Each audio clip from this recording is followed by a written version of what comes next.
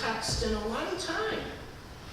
I struggled with it because while it was intended to attest to the power of prayer and God's faithful response, it seemed to me that that would leave a lot of people hanging. I struggled with this text because too often I hear it and others like it used to justify that if we just pray hard enough and long enough, then we'll get what we want.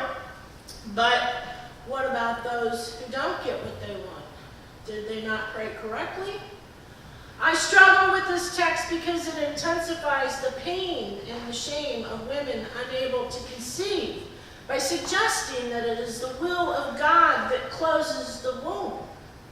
I struggle with this text because I am a woman, and as a woman I am sensitive to the idea that women are only as useful as the men that their bodies produce. I struggle with this text because it reflects a world where the survival of a woman hinges solely on her ability to produce a male. And I struggle with this text because thousands of years later, women's bodies are still being debated and used as political fodder. But struggling with the text is usually the best thing that can happen because it is in the struggle that we are pushed to truly connect with it. We're pushed to step into the shoes of the characters and try them on for size. The Jewish practice of midrash is quite simply the attempt to find contemporary meaning in the biblical text. And so, at the end of all of my midrash, I encounter a story that does have a great deal to teach us. Hannah's story is not one of the more familiar biblical stories. It takes place in the 11th century BCE, and it opens with an introduction to Hannah's husband, Elkanah. And it opens through introducing him through a list of credentials that include a bit of genealogy. And then and only then are we introduced to Elkanah's two wives without any genealogy, because the significance of biblical women lies only in relationship to their husbands and in their childbearing capacity. The names of the women were Hannah, which means favored or gracious, and the other woman was Peninnah, which means fertile or prolific. Hannah led a pretty rough life. Her co-wife liked to torment her because she was Elkanah's favorite and because she had not yet produced any children. We know that in biblical times, women were considered less than if they didn't have children, and by children, I mean boys, because boys sealed the deal with your husband. A son ensured your financial security and validated your role as a fully functioning human being. So Hannah desperately wanted a baby because she wanted to matter, and she wanted to have some security. Year after year, Elkanah would take his family to Shiloh to worship, but this year in particular, Hannah is depressed to the point where she won't even eat. So she goes to the temple to pray, alone, deeply, desperately, and darkly, with puffy eyes and mascara running all over her face. In her prayer, Hannah abandons her soul to God to the point that the head priest actually thinks that she's been drinking. Now, can you see the beauty in that? Can you see the beauty in someone abandoning their whole self to God and breaking free of the prison of what others might think? Or of going around in circles wondering whether there really is a God, and if there really is a God, how disappointed we are. Instead, it was just, here I am, God. This is where it hurts the most. When Hannah leaves the holy place, it's as though a huge weight has been lifted from her. The scriptures say that when she returns to her husband, her countenance, which had been so consumed with distress over the matter of children, was sad no longer. In time, she conceives Samuel, raises and weans him, and then takes him to be in the service of God, which ultimately leads to the rise and fall of kings and kingdoms in the Jewish story. I can't help but wonder what happened during that prayer.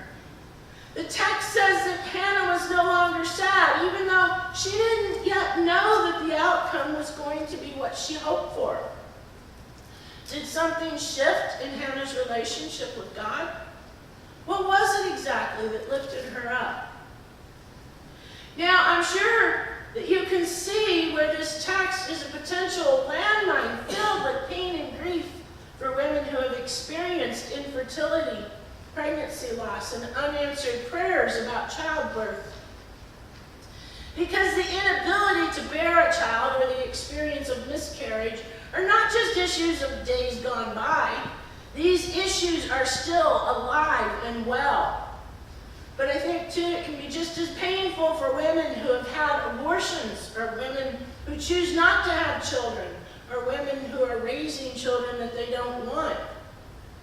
There is still this attitude that a woman's worth hinges on her ability to produce productive citizens, and the failure to do so means, at the very least, a lot of questions. So as I reflected on this text, it became clear to me that this story is about more than the prayers of one desperate woman. It is about courage, and the courage that it takes to expose your heart's deepest longings. I think the Bible gives us stories like these because they uncover uncomfortable issues that we need to talk about. More often than not, we tiptoe around the very real struggles that women face when it comes to childbearing, personal value, and control over our own bodies.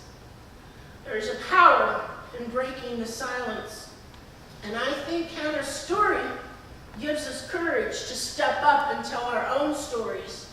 I think that stories like Hannah's let us know that we're not alone in our grief, which makes it easier to speak up when we're mocked and silenced. I think we remember Hannah not because of her identity as a mother or a wife, but because of her faith and her courage. So that brings us to the elephant in the room, the elephant that I've been trying to ignore for several weeks now, but somehow it just keeps getting bigger and bigger. I don't want to talk about the election, but Hannah's courage would be wasted if I didn't draw from it and speak up. And you know, the truth of the matter is that this election process is leaving me to feel more and more exposed and vulnerable every day. Every day, people are gaining in confidence and crossing boundaries and saying hateful things, not just about women, but about anyone who is considered less than in some way. Nothing is off limits to contempt in the political conversation. Not women, not African Americans, not refugees or immigrants, not Muslims, not the poor, the sick, or the handicapped. It's ugly. It's downright shameful. And if we don't start finding our faith and our courage, hatred will ultimately win. Hannah shows us how to pray in the darkness, and today we need to know how to pray in the darkness. We need to know how to pray in the midst of hatred, hopelessness, anxiety, and fear. I read something not long ago that said, I held an atlas in my lap, ran my fingers across the whole world and whispered, where does it hurt? It answered, everywhere, everywhere, everywhere. We need to know how to pray in the face of such pain. When we're tempted to let the horrors of this world overwhelm us and deny us the joy of each and every day, we need to rebel. We need to pry our eyes from the ones who destroy and instead focus on the one who brings us blessings.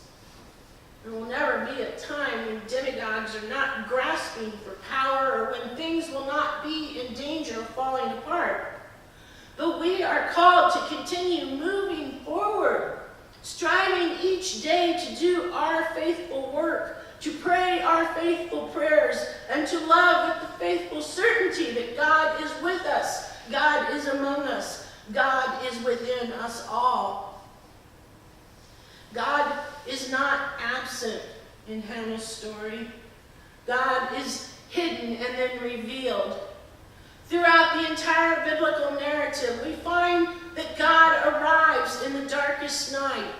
In the times when it seems like nothing is right, God appears to the humble and the barren, the distressed and the distraught.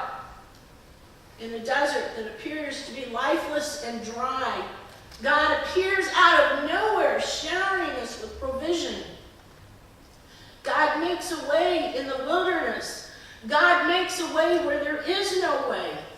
We see barrenness and proclaim it as reality, but God sees in it all sorts of possibilities. God creates new life out of old ideas. The question is, do we have enough faith to pray like Hannah? Do we trust enough in God to reveal what is hidden instead of proclaiming it dead and gone? Hannah, in her prayer to God, gives voice to her sadness, her frustration, her anger, all of her emotions. But after breaking her silence, she no longer carried a burden alone and silently.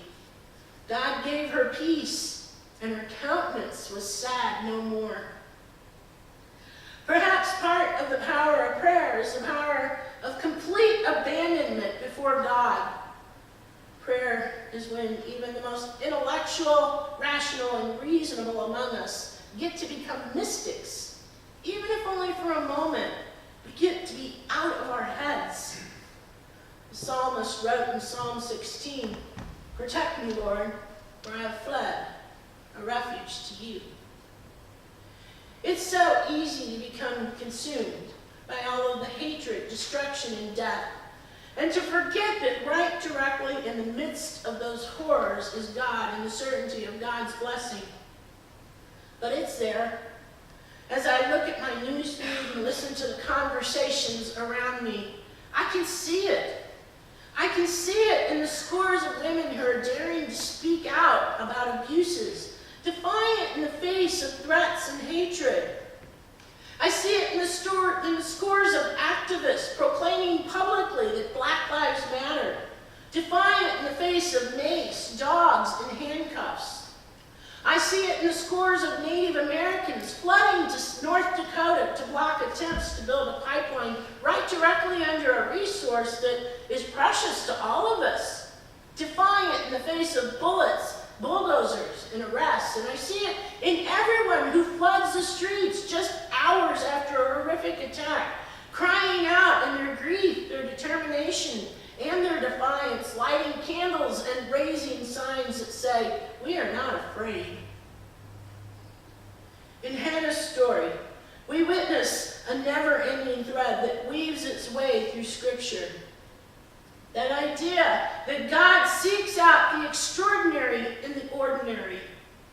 It is not from political power or some form of earthly strength that the Jewish monarchy is ushered in. Instead, it is born of humility and the audacity of hope, faith, and connection with God. In her song of thanks, she says, "He raises up the poor from the dust. He lifts the needy from the ash heap to make them sit with princes and inherit a seat of honor." This is what we must do. This is how we proclaim that God is with those who mourn, those who are vulnerable, those who need help. We become activists in peace. We heal. We love. We show bold compassion. We show up for one another time and time again, even when we're tired. We find ways to spread joy to one another and out into our communities. We create in the face of destruction. We make music and art. We welcome refugees, strangers, and friends. We fight for the powerless, and we lift up and celebrate those who help. We remember that our God is a God of revolution and justice and is the same God who calls each of us by name. She raises up the poor from dust. He holds out a dream for each of our lives. The world can change, and our minds can change too, for nothing is impossible with God. Amen.